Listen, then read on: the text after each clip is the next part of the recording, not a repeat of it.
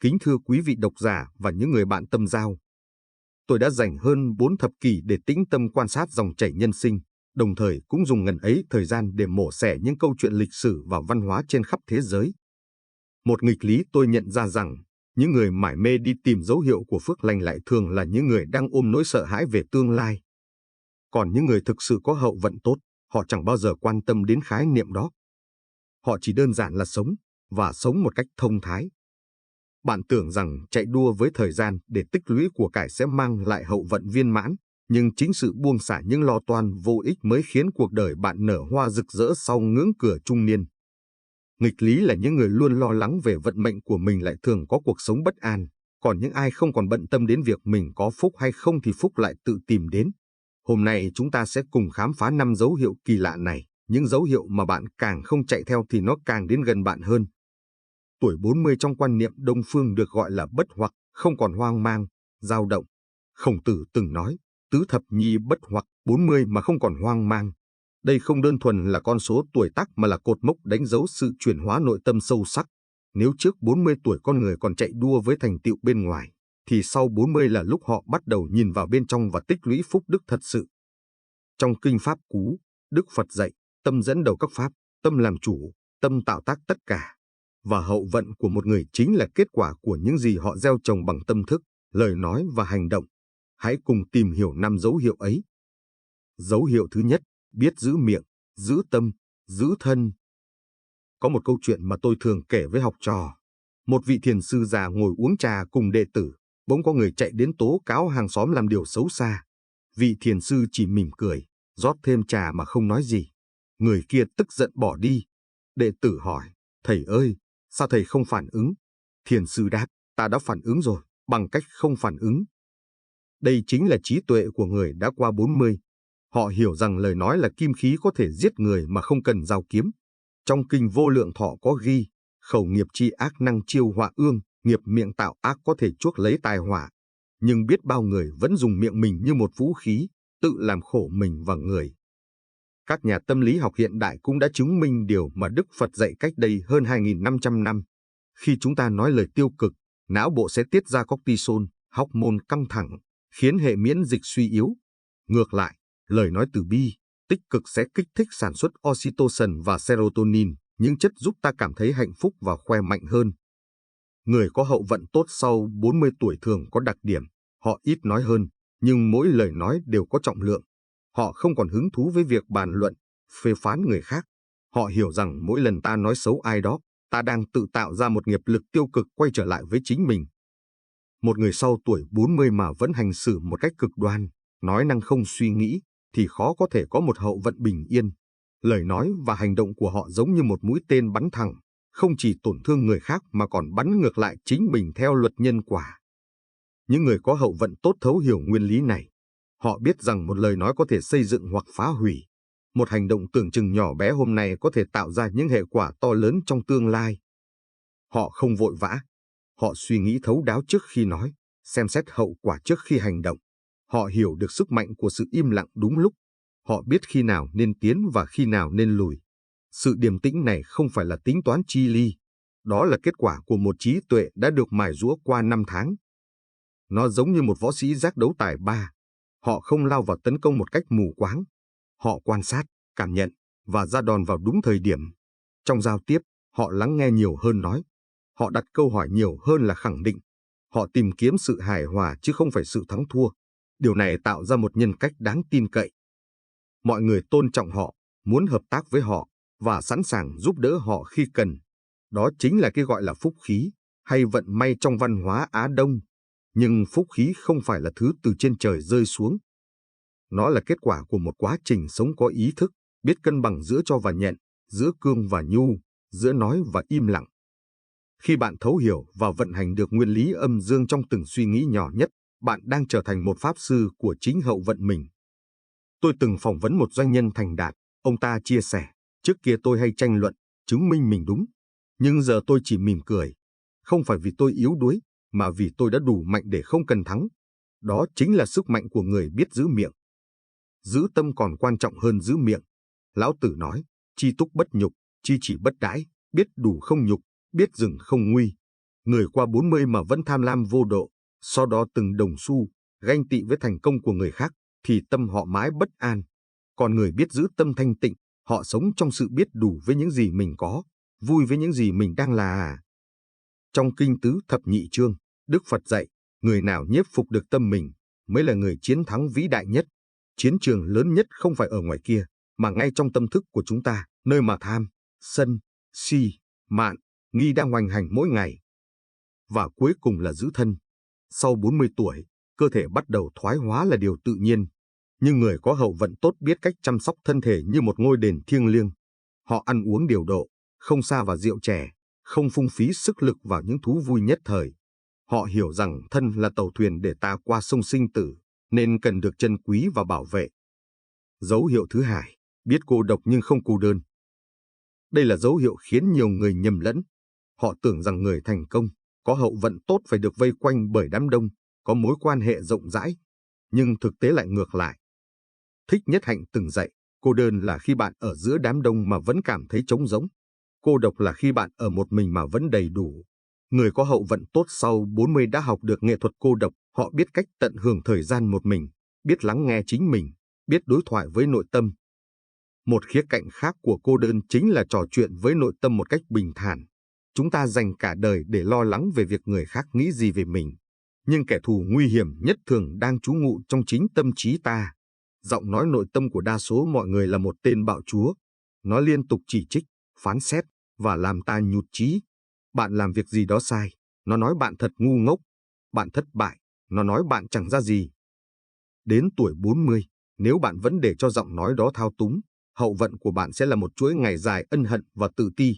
Một trong những bước ngoặt quan trọng nhất của đời người là học được cách chuyển hóa giọng nói nội tâm từ một kẻ thù thành một người bạn trung thành. Trong tâm lý học, đây được gọi là lòng trắc ẩn với bản thân. Tiến sĩ Christine Neff, một nhà nghiên cứu tiên phong về lĩnh vực này, đã chứng minh rằng lòng trắc ẩn với bản thân có liên hệ mật thiết với sức khỏe tâm lý, khả năng phục hồi sau tổn thương và động lực để sửa chữa lỗi lầm. Đức Phật dạy về từ bi, và điều đầu tiên là phải từ bi với chính mình. Làm sao bạn có thể yêu thương người khác nếu bạn không thể đối xử tử tế với bản thân? Vậy một người có giọng nói nội tâm như một người bạn sẽ như thế nào? Khi họ phạm sai lầm, thay vì tự mắng chửi, họ sẽ nhẹ nhàng nói, ồ, mình đã làm hỏng rồi. Không sao cả, mình là con người mà. Mình rút được bài học gì từ lần này nhỉ? Khi họ gặp thất bại, thay vì tuyệt vọng, họ sẽ an ủi chính mình. Đây là một khoảnh khắc khó khăn, nhưng khó khăn nào rồi cũng sẽ qua đi. Mình vẫn còn giá trị và nhân phẩm. Sự dịu dàng này không khiến họ trở nên yếu đuối hay tự mãn. Ngược lại, nó cho họ sức mạnh để đối diện với sự thật một cách can đảm hơn. Họ không còn phải dồn năng lượng để chống lại những lời chỉ trích nội tâm nữa. Họ có thể dùng toàn bộ năng lượng ấy để sửa chữa sai lầm và tiến về phía trước. Đây chính là nền tảng của một tâm lý kiên cường. Một hậu vận tốt không phải là một chuỗi những thành công liên tiếp. Đó là khả năng đi qua những thất bại mà không bị gãy gục và vươn lên mạnh mẽ hơn sau mỗi lần vấp ngã. Khi bạn là người bạn tốt nhất của chính mình, bạn sẽ không còn cô đơn trên bất kỳ chặng đường nào. Và đó là món quà lớn nhất bạn có thể tự tặng cho hậu vận của mình. Tôi có một người bạn, anh ta kể, trước 40 tuổi, tôi sợ ở một mình. Tôi cứ phải có người bên cạnh, phải tham gia mọi cuộc vui. Nhưng sau 40, tôi nhận ra rằng thời gian quý giá nhất là khi tôi được ngồi yên, uống trà, đọc sách, suy ngẫm về cuộc đời. Đó là lúc tôi thực sự gặp được chính mình. Trong Kinh Tăng Chi, Đức Phật ca ngợi sự viễn ly, sống ẩn dật trong rừng sâu để tu tập. Điều này không có nghĩa là ta phải từ bỏ mọi thứ và lên núi. Ý nghĩa sâu xa hơn là ta cần có những khoảng lặng trong tâm hồn, cần có không gian để nội tâm được tĩnh lặng giữa cuộc sống ồn ào. Các nhà nghiên cứu tâm lý học đã phát hiện ra rằng những người biết tận hưởng sự cô độc một cách tích cực thường có chỉ số hạnh phúc cao hơn. Họ ít bị trầm cảm, lo âu hơn những người luôn cần sự hiện diện của người khác để cảm thấy được chấp nhận. Nhưng cô độc không có nghĩa là cô đơn hay lạnh lùng với người khác. Ngược lại, người biết cô độc thường có những mối quan hệ sâu sắc và chân thành hơn. Họ không cần hàng trăm người bạn trên mạng xã hội, nhưng họ có vài người tri kỷ thật sự. Họ không xuất hiện ở mọi tiệc tụng, nhưng khi họ có mặt, người ta cảm nhận được sự chân thành và giá trị. Khổng Tử nói, quân tử hòa nhi bất đồng, tiểu nhân đồng nhi bất hòa, người quân tử hòa hợp nhưng không đồng lõa, kẻ tiểu nhân đồng lõa nhưng không hòa hợp. Người có hậu vận tốt sau 40 không cần phải làm theo số đông, không cần được mọi người yêu thích. Họ chỉ cần sống đúng với giá trị của mình và tự nhiên sẽ thu hút những người cùng tần số. Tôi thường thấy một điều thú vị, những người sau 40 mà vẫn không dám ở một mình, vẫn sợ sự tĩnh lặng, thường là những người đang chạy trốn chính mình. Họ sợ nhìn vào nội tâm vì ở đó có quá nhiều điều họ chưa giải quyết, những hối tiếc, những tổn thương, những câu hỏi chưa có đáp án. Còn người đã chữa lành được nội tâm, họ không còn sợ cô độc nữa, bởi vì họ đã hòa giải với chính mình. Dấu hiệu thứ ba, buông bỏ được quá khứ và không lo lắng tương lai. Đức Phật dạy trong Kinh Bát Đại Nhân Giác, đừng theo đuổi quá khứ, đừng mong cầu tương lai. Quá khứ đã qua, tương lai chưa đến. Chỉ có hiện tại là nơi ta có thể sống thật sự. Nghe có vẻ đơn giản nhưng thực hành lại cực kỳ khó. Tôi đã gặp vô số người sau 40 vẫn sống trong bóng ma của quá khứ. Họ ôm những hối hận, những tủi hờn từ 20 năm trước như một vật báu. Mỗi lần nhắc đến, họ lại đau đớn như mới xảy ra hôm qua. Hoặc họ sống trong lo âu về tương lai, lo con cái, lo tiền bạc, lo bệnh tật, lo đến những chuyện chưa xảy ra và có khi sẽ chẳng bao giờ xảy ra. Có một câu chuyện thiền rất hay. Hai vị sư đang đi đường gặp một cô gái trẻ không dám qua suối. Vị sư lớn tuổi bồng cô ta qua suối rồi tiếp tục đi. Đến tối, vị sư trẻ không nhịn được hỏi, thầy ơi, chúng ta là tu sĩ, sao thầy lại bồng người phụ nữ? Vị sư già cười, ta đã buông cô ấy xuống từ sáng, sao người vẫn còn bồng đến giờ? Đó chính là sự khác biệt giữa người biết buông và người không biết buông. Người có hậu vận tốt sau 40 đã học được nghệ thuật buông bỏ. Họ tha thứ cho những ai đã làm tổn thương mình, không phải vì những người đó xứng đáng được tha thứ, mà vì chính họ xứng đáng được tự do khỏi nỗi đau. Các nghiên cứu khoa học đã chứng minh rằng việc không tha thứ, ôm giữ hận thù và ân oán sẽ làm tăng nguy cơ mắc bệnh tim mạch, huyết áp cao và nhiều bệnh mãn tính khác. Điều này hoàn toàn phù hợp với lời dạy của Đức Phật về luật nhân quả, tâm ác sinh ra quả ác, và người chịu đựng hậu quả đầu tiên chính là ta. Tương tự, lo lắng về tương lai cũng là một thói quen tự hành hạ bản thân. Mark Twain từng nói một câu rất thâm thúy: tôi đã trải qua rất nhiều điều kinh khủng trong đời, một số trong đó thực sự đã xảy ra. Ông muốn nói rằng phần lớn những gì chúng ta lo lắng đều không bao giờ trở thành hiện thực. Người có hậu vận tốt biết rằng cách tốt nhất để chuẩn bị cho tương lai là sống tốt trong hiện tại. Họ làm việc chăm chỉ hôm nay, họ đối xử tử tế với người khác hôm nay, họ tu tâm dưỡng tính hôm nay, và tương lai sẽ tự động được lo liệu. Lão Tử viết trong Đạo Đức Kinh, vạn vật tác yên, ngô dĩ quan phục, muôn vật vận động, ta quan sát sự trở về. Ý nghĩa là mọi thứ đều có chu kỳ của nó, cái gì đến rồi cũng sẽ đi, cái gì mất rồi cũng sẽ trở lại. Người hiểu được quy luật này sẽ không vui mừng quá khi gặp may, cũng không thất vọng quá khi gặp khó khăn.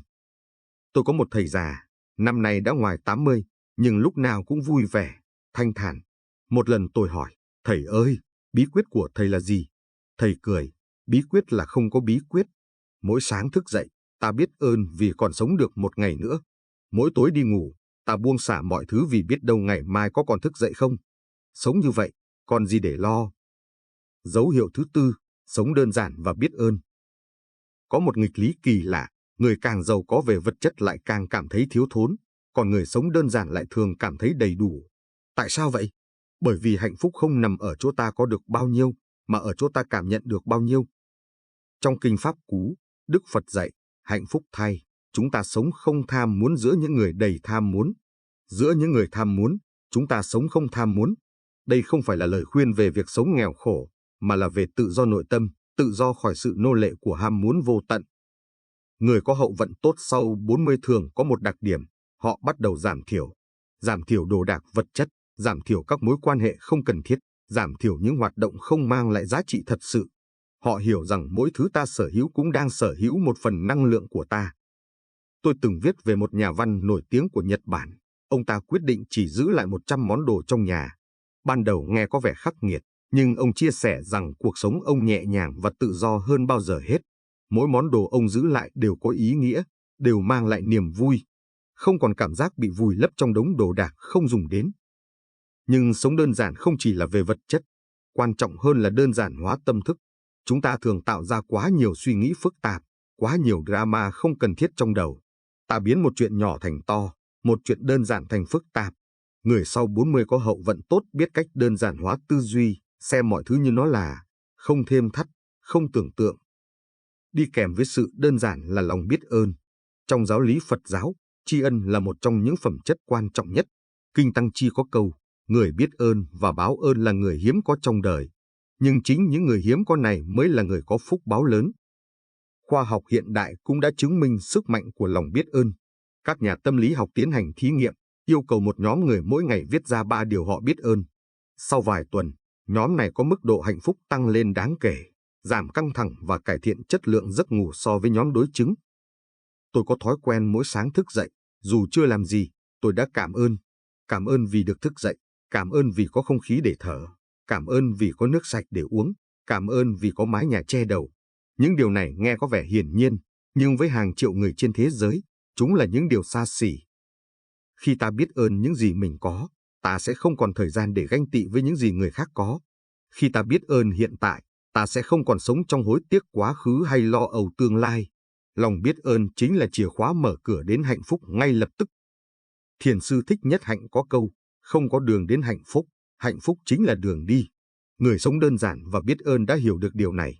Họ không đợi đến khi có đủ tiền, có đủ thành tựu mới cho phép mình hạnh phúc. Họ hạnh phúc ngay bây giờ, với những gì họ đang có. Dấu hiệu thứ 5, làm việc thiện không cần người biết. Đây có lẽ là dấu hiệu quan trọng nhất, nhưng cũng khó nhận ra nhất, bởi vì người thực sự làm thiện không muốn ai biết họ đang làm thiện.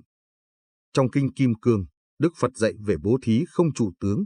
Nếu Bồ Tát bố thí mà không trụ vào tướng, không phân biệt người cho, vật cho, người nhận, thì phúc đức ấy không thể nghĩ bàn. Nghĩa là làm việc tốt mà không đòi hỏi sự công nhận, không mong đợi báo đáp, thậm chí không tự cho mình là người đang làm việc tốt. Nghe thì đơn giản nhưng thực hành cực kỳ khó. Bản ngã của chúng ta luôn muốn được công nhận, được khen ngợi. Chúng ta làm từ thiện rồi chụp hình đăng lên mạng xã hội. Chúng ta giúp ai đó rồi mong họ nhớ ơn suốt đời. Chúng ta làm điều tốt rồi tự nhủ mình là người tốt. Tất cả những điều này đều là trụ tướng. Lão Tử nói, thượng đức bất đức, thị dĩ hữu đức, đức cao nhất là không cho mình là có đức, vì vậy mới thực sự có đức. Kẻ tiểu nhân làm một chút việc tốt đã phải khoe khắp nơi, còn người quân tử làm trọn đời điều thiện mà không ai hay. Tôi được nghe kể về một doanh nhân thành đạt, ông ta mỗi tháng gửi tiền đều đặn cho mấy chục gia đình nghèo. Nhưng ông không cho họ biết ai là người tài trợ. Ông nói, nếu họ biết, họ sẽ cảm thấy mắc nợ, cảm thấy tự ti. Như vậy việc tốt của tôi lại trở thành gánh nặng cho họ.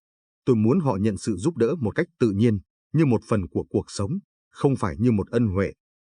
Đó chính là trí tuệ của người làm thiện không trụ tướng. Họ hiểu rằng việc giúp đỡ người khác không phải là một sự hy sinh cao cả, mà đơn giản là điều con người nên làm cho nhau. Họ không tự đặt mình vào vị trí cao hơn người nhận.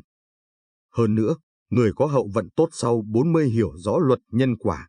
Họ làm thiện không phải để mong cầu phúc báo, mà vì làm thiện chính là hạnh phúc. Gieo nhân lành không phải để chờ đợi quả lành, mà bản thân hành động gieo nhân đã là niềm vui. Khổng Tử dạy, kỳ sở bất dục, vật thi ư nhân, điều mình không muốn, đừng làm cho người khác. Nhưng ở tầm cao hơn, kỳ dục lập nhi lập nhân, kỳ dục đạt nhi đạt nhân, mình muốn đứng vững thì giúp người khác đứng vững, mình muốn thành đạt thì giúp người khác thành đạt. Người có hậu vận tốt hiểu rằng chúng ta đều được nối kết với nhau. Giúp người khác chính là giúp chính mình.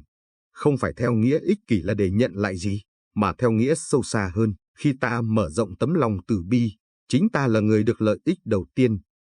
Tôi thường thấy một điều, những người hay khoe khoang việc từ thiện của mình, thường là những người vẫn chưa thoát khỏi ngã chấp. Họ cần sự công nhận từ bên ngoài để khẳng định giá trị của mình. Còn người thực sự an nhiên trong tâm, họ không cần ai công nhận cả. Họ biết rõ mình là ai, mình đang làm gì, và đó là đủ. Có một câu thiền ngữ tôi rất thích, mùa xuân đến, trăm hoa nở.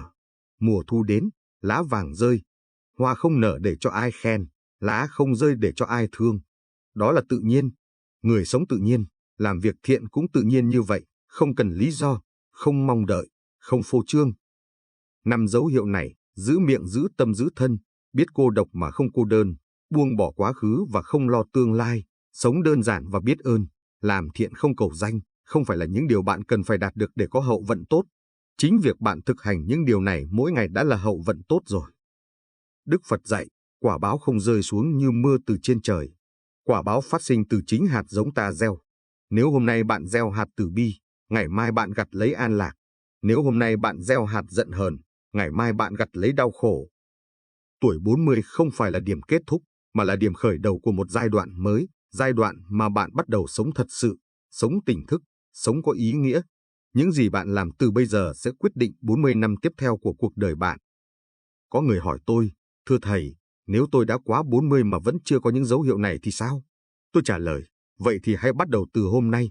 Muộn còn hơn không? Mỗi giây phút bạn thức tỉnh đều là một khởi đầu mới. Mỗi hơi thở bạn sống tỉnh giác đều là một cơ hội để chuyển hóa. Đời người như đóa hoa sen mọc từ bùn lầy càng sâu, hoa sen càng đẹp. Những khó khăn, thử thách bạn trải qua không phải để hạ nhục bạn, mà để tôi luyện bạn. Người hiểu được điều này sẽ biết ơn cả những đau khổ, vì chính chúng đã giúp ta trưởng thành. Cuối cùng, tôi muốn nhắc bạn một điều, đừng biến những dấu hiệu này thành một danh sách kiểm tra để so sánh, phán xét. Đừng dùng nó để nhìn người khác và đánh giá họ không có hậu vận tốt. Hãy nhìn vào chính mình một cách trung thực, không phán xét. Nếu bạn thấy mình còn thiếu, hãy từ từ tu tập. Nếu bạn thấy mình đã có, hãy tiếp tục giữ gìn và phát triển. Hậu vận tốt không phải là điều ta săn đuổi, mà là kết quả tự nhiên của một cuộc sống sống đúng, đúng với lương tâm, đúng với đạo lý, đúng với tự nhiên. Khi ta sống đúng, mọi thứ tốt đẹp sẽ tự động đến. Không sớm thì muộn, không ở đời này thì ở đời khác. Nếu bài viết này chạm đến trái tim bạn, hãy đăng ký kênh Học viện Thánh Nhân để nhận thêm nhiều bài học quý giá từ lời dạy của Phật và các bậc thánh hiền. Hãy ấn nút theo dõi và bật chuông thông báo để không bỏ lỡ những video tiếp theo. Hãy chia sẻ video này đến những người thân yêu của bạn, bởi vì lời dạy chân chính không phải để giữ riêng, mà để lan tỏa. Mỗi lần bạn chia sẻ, bạn đang giúp thêm một người tìm được bình an trong tâm hồn. Đó cũng chính là cách bạn tích lũy phúc đức cho chính mình. Hãy để lại bình luận chia sẻ suy nghĩ của bạn về những dấu hiệu này. Trong 5 dấu hiệu trên, điều nào bạn đang thực hành tốt và điều nào bạn còn cần nỗ lực. Cùng nhau, chúng ta sẽ xây dựng một cộng đồng học hỏi và phát triển về mặt tâm linh. Nam mô Bổn Sư Thích Ca Mâu Ni Phật.